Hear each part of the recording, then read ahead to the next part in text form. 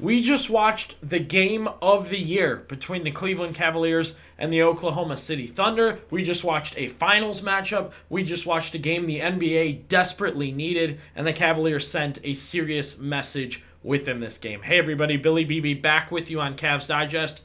Got back from Cavs and Thunder. Very exhausted, emotionally exhausted. We're cheering, we're stressed out, we're yelling.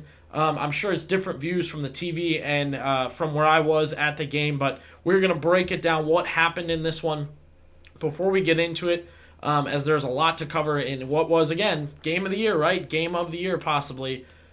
Be sure to subscribe. Almost 1,500 subscribers on Cavs Digest. We appreciate everybody who subscribes. We're always looking for more subscribers, so be sure to do so. The channel will continue to grow. There's a lot more to talk about. We're excited to keep doing that. And there's been a lot going on with the Cavaliers. We were just talking Jimmy Butler. We were just talking about what players are playing well together, upcoming schedule, all of that. So be sure to subscribe to Cavs Digest to keep up with all of those things. Now, the Cavaliers and the Thunder, 129-122. The Cavs get it done. Man, initial thoughts in if right away, drop down in the comments. I want to hear, was this game of the year? Am I overdoing it? I really feel like it had the hype, and it lived up to the hype. Whether you put it in the bubble of those two teams playing, or you put it in the bubble of what you wanted to see tonight. There was star power, there was drama, there was stressfulness for Cavs fans, for Thunder fans, and for the NBA at points, and then there was such excitement to finish it out. For both fan bases. I mean, it was such an incredible night. Obviously, the Cavaliers come out on top. So much to go over, so many moments. Let's start here. Whistles galore.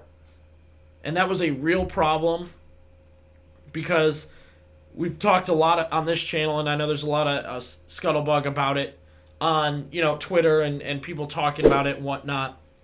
The NBA is in trouble. It's having some issues right now with the product. And this was an opportunity for two small market teams that are trying to prove they are the best teams, and deservedly so. They have the best records. They needed to go out there, and they needed to prove it with a great game. And I was worried going into halftime that we were getting too many whistles. A lot of whistles. A lot of fouls, ticky-tacky fouls, shooting fouls, stoppages in play.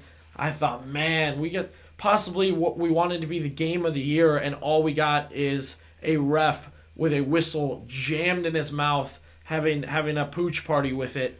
I mean, it was out of control going into halftime.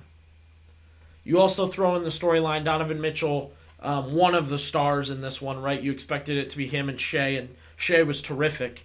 I mean, if you just tuned into NBA basketball, you learned who Shea was pretty quick in this one.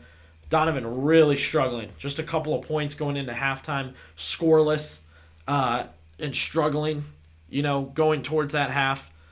So it was a weird one. It was a weird one going into halftime. And then the punches got thrown in the third quarter. Cavs punching back with threes. Thunder with steals. Cavs with steals, threes, jumpers, lob dunks. It was really, really fun through that third quarter, and I felt like we were headed for a great finish in the fourth quarter. Cavs led, I believe, most of the fourth quarter. That 5-point lead hung around there, stayed there for them, and they found a way to get out there and get it done. I mean, so much on the line, right, to prove themselves in this one. But here's the big one I want to hit on. What do the Cavaliers have over the Thunder? They have the big men. It was very noticeable tonight that the Thunder are leaning on Isaiah Hartenstein to take down two big men. When Mobley would catch it down low, the Thunder are sending three defenders at him, hacking him, going at it for rebounds. Guards are flying over his back to get rebounds. It was a very physical game for these two guys, and they still end up with this stat line. And I think it really, really stresses a team out to have to do this for 4 quarters. You see Jarrett Allen, who's fighting for his All-Star game life right now. 25 points, 12 rebounds, couple blocks, couple assists, couple steals. Mobley the same. I mean, he was really, really good in this one. And if they were to get past the Celtics and bump into the Thunder don't have the big men to keep up with the Cavs' big men. They don't. They just don't. Mobley was terrific. Allen was terrific when they're together or apart. They were dominating the Thunder there. And the Cavaliers got off to a sloppy start. But outside of that, I mean, it was a handful. It was really, really a handful for the Thunder to deal with. And a lot of what I look at with teams when the Cavaliers are winning these games is they can do it for 2 quarters, 3 quarters, and then it's too much. They can't keep up anymore. It's driving them crazy. They can't hang in there. You see Kevin O'Connor of Yahoo Sports, Cleveland's a major title contender. OKC just beat Boston the other day, and now you're beating OKC. That's 11 in a row for the Cavaliers, and you snap a 15-game winning streak for the Thunder. So you looked at the big man stats there.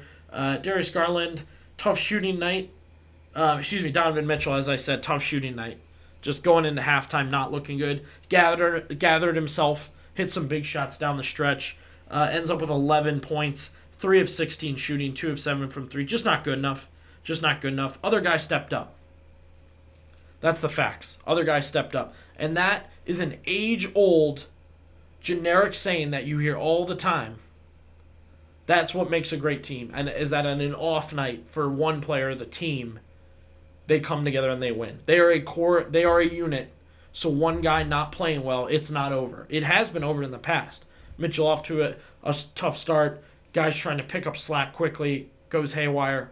Nope, Max Strus, 17 points tonight. That was terrific. You go down the stretch, the closing minutes. It's Ty Jerome.